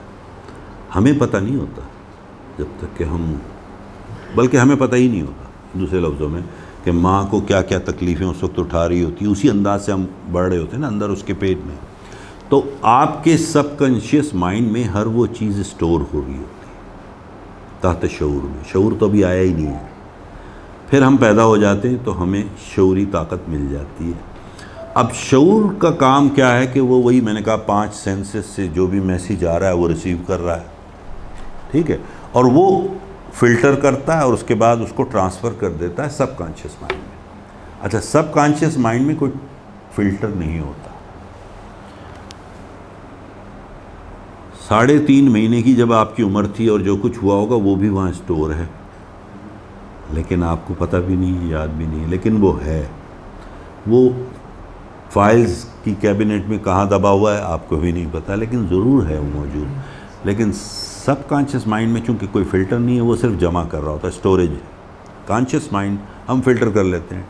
अब जब कॉन्शियस से सब कॉन्शियस में जैसे जाता है तो वो फिर क्या करता है, वो एक्ट करवाता है, अमल करवाता है, ठीक है ना। जैसे आपको किसी ने बुरा कहा, ठीक है ना, सुनाई दिया आपको कोई बुरी बात आपके कान में, मतलब वो हवा से खमसा के थ्रू, तो फ़ौरन आप रिएक्ट करते हैं, आपकी आवाज़, क्योंकि वो क्या करता है, सब कॉन्शियस माइंड आपको इमोशंस की शक्ल में ले जाता है। और इमोशन क्या होते हैं? इमोशन एनर्जी इन मोशन, वो एनर्जी को मोशन में ले आता है, जिसके बदले में हमसे कोई अमल सरजद होता है और फिर उसका हमें जो भी रिज़ल्ट मिलता है। तो वो एनर्जी को मोशन में लाता है सब कॉन्शियस माइंड में, कॉन्शियस माइंड में नहीं। कॉन्शियस माइंड ने तो ट्रांसफ़र किया, उसने रिएक्ट करके वो एक्ट किया, फिर जो भी रिज़ल्ट मिलता है। अब हमारी ज़िंदगी में यही होता है कि हर चीज़ का आगाज़ एक सोच से होता है। जो भी ख्याल आता है वो सोच है हमारी। अब वो सोच के बदले में हमसे फिर वही एक्ट होता है, और एक्ट के ज़रिए हम दिखाते हैं कि हमने कैसे रिएक्ट किया। दूसरे लफ्ज़ों में तो वो एक्शन जो है, अगर वो आप बार बार करने लगें तो लोग कहते हैं ये इसकी आदत है। मसलन गुस्सा होना, इनकी आदत है, बड़ा गुस्सा होते हैं क्योंकि वो बार बार वही एक्ट कर रहे होते हैं। या यार ये हर एक पे हंसता ही रहता है, ये भी आदत है। या लोगों को नीचा दिखाना, ऊंचा दिखाना, जो भी कहें, आदत बन गई। अच्छा, वही आदत जो आप बार बार कर रहे हैं वो आपकी आदत बन रही है, लेकिन वही चीज़ जब लोग देखते हैं बार बार आपसे सरजद होते हुए, तो वो आपका कैरेक्टर बन जाता है। आपके लिए वो आदत है, दूसरों के लिए आपका किरदार बन रहा है, अगर वो बार बार यही हरकत आपसे सरजद हो तो। और फिर वही किरदार आपकी मंजिल होता है, उसी से आप पहचाने जाने जाते हैं। तो हर चीज़ का आगाज़ सिर्फ सोच से होता है। तो अगर हम यहाँ पे प्योरिटी ले आएँ सोच में, सारा मामला ठीक हो जाएगा। जैसे मैंने कहा था ना कि स्टॉप थिंकिंग, स्टार्ट लुकिंग। देखना शुरू करेंगे हमारे से मिस्टेक कहाँ होंगी। जी सर। सर, एक ये माइंड की जो हालतें हैं, जैसे हादसा के तौर पे सडन कोई ऐसे घर फाड़ के ले लेता है आपको, तो फिर तो हवास बाख्ता हो जाते हैं। उस स्टेट को क्या कहेंगे जिसको उसको पता ही नहीं मैंने करना है? ना, उसे फियर कहते हैं। फियर, लेकिन हमारे पास मुख्तलिफ इमोशंस हैं ना, उनमें एक फ़ियर भी तो है ना। फियर में आ गए। अब फियर में क्या होता है कि दो चीज़ देखिए, ज़िंदगी में दो चीज़ें कॉन्शियसली रहेगा उस हालत में। नहीं, वो बिल्कुल सब कॉन्शियस ने रिएक्ट करता है ना खौफ। तो कॉन्शियस तो कुछ भी नहीं करता वो। हाँ, कॉन्शियस ने ये मैसेज दे दिया कि गन पड़ी हुई है। दोनों तरफ से, दोनों में। हाँ बिल्कुल, हाँ, और सब कॉन्शियस उसको रिएक्ट करके खौफ ले आती है। दुनिया में हम जो जीते हैं ना, वो दो हालतों में जीते हैं। एक तरफ हमारा फेथ होता है और दूसरी तरफ हमारा फियर होता है, ठीक है। जहाँ जहाँ हमारा फेथ कमज़ोर होता है वहीं फियर बढ़ जाते हैं, और जहाँ जहाँ हमारा फेथ मजबूत होता है हम ओवरकम कर लेते हैं। अब मैंने अगर बंदूक रख भी दी और आपको अपने आप पर यकीन है और अपने मालिक पे, तो आप नहीं डरेंगे, आप हवास बाख्ता नहीं होंगे। जल्दी रिएक्ट भी करते हैं। हाँ ठीक है, हो सकता है कि वो खाली हो सकता है वो बच्चों का पिस्तौल हो। आपने ये गौर ही नहीं किया था ना, आप कर सकते हैं, क्योंकि आप में एतमाद है कि देखिए मैं एक चीज़ कर रहा हूँ, मैं एक बहुत बड़े आलिम हैं, सो कॉल्ड, मैं नहीं मानता, हाँ, मगर बहुत बड़े। मेरी उनसे मुलाकात हुई न्यू जर्सी अमेरिका में। वो एक रात खाने पे बुलाए गए थे हमारे एक दोस्त के यहाँ। मैं उनका नाम नहीं ले सकता, आई एम सॉरी, लेकिन आप सब जानते हैं और बाय हार्ट जानते होंगे। वो सब वहाँ बैठे हुए थे, हम 10-12 दोस्त थे, कोई ज़्यादा लोग नहीं थे। और वो भी हमारे एक दोस्त हैं डॉक्टर, उन्होंने ही बुलाया हुआ था उन्हें घर पे। तो वो वहाँ आए हुए थे, अपने प्रोग्राम्स कर रहे थे जो भी करते हैं वो रिलीजियस। लेकिन उस दिन रात के खाने पे मैंने कहा यार मुझे कहाँ बुला रहे हो मौलवियों के साथ। मतलब वो ख़ास तौर पे उस टाइप के जो मौलवी होते हैं ना, जो बहुत ज़्यादा शोर करते हैं, मतलब मैं नहीं मानता। इल्म बोलता है यार, इल्म बतन, तो मुझे नज़र नहीं आ रहा था। बहरहाल मैं चला गया, दोस्ती की बात थी, हम बैठ गए जाके। तो वहाँ वो शुरू हो गए कि अल्लाह ताला जो है लोहे महफूज पे ये लिख देता है, वो लिख देता है, फ़लानी चीज़ें करते रहे बहुत देर तक बातें। मैंने कहा, और फिर कहने लगे अब कोई सवाल हो तो आप लोग कीजिए। मैंने कहा यार खाना कब शुरू होगा, पहला सवाल तो ये, क्योंकि मैं तो उसके लिए आया हूँ। तो वो बड़ा गौर से मुझे देखा कि यार ये कौन है। तो वो पूछ रहे हैं मेज़बान से, यार ये साहब कौन है? कहने लगा ये डॉक्टर फराज हैं, और बहरहाल ये इसी तरह से बात करते हैं, आप परेशान नहीं हो। खैर फिर उन्होंने कहा नहीं आप पूछिए डॉक्टर साहब, आप जैसे लोगों से तो मैं बात करना चाहता हूँ। अब वो मुझे चैलेंज पे आ गए। मैंने कहा यार एक बात बताइए, अभी अभी आपने कहा कि आपकी ज़िंदगी और मौत तो लिखी जा चुकी है। बोलने कि हाँ अल्हम्दुलिल्लाह। तो मैंने कहा पाकिस्तान से भागे हुए क्यों हैं? जब आप खुद ही कह रहे हैं कि मौत तो सबसे बड़ी मुहाफ़िज़ होती है ज़िंदगी की, क्योंकि वो आ ही नहीं सकती जब तक उसका टाइम नहीं आता। तो मेरी ज़िंदगी की सबसे बड़ी मुहाफ़िज़ तो मेरी मौत है ना, क्योंकि वो तो लिखी हुई है। और आप भागे में पाकिस्तान से यहाँ, और यहाँ पे मैंने कहा हमको तबलीग कर रहे हैं आप। तो मैंने कहा मुझे समझ में नहीं आया आपका दोहरा बयान है, ज़रा इस पर गौर कीजिएगा फिर बात करेंगे। और मैं यकीन करें पूरे खाने के दौरान उन्होंने मुझसे बात नहीं की। तो हमारे यहाँ ऐसा भी होता है ना कि यू कैन नॉट टीच और preach which you do not live. जो आप तबलीग कर रहे हैं, जो आप सिखा रहे हैं, पढ़ा रहे हैं, और अगर आप वो ज़िंदगी नहीं जी रहे तो आप बहुत बड़े फ्रॉड हैं, चीट हैं, कुरुक हैं, ठीक है। तो दुनिया में मैंने कहा ना इंटेग्रिटी की सिवा तो आप कभी इन्फ्लुएंसर बन ही नहीं सकते। मैंने कहा इंटेग्रिटी कहाँ है इसमें?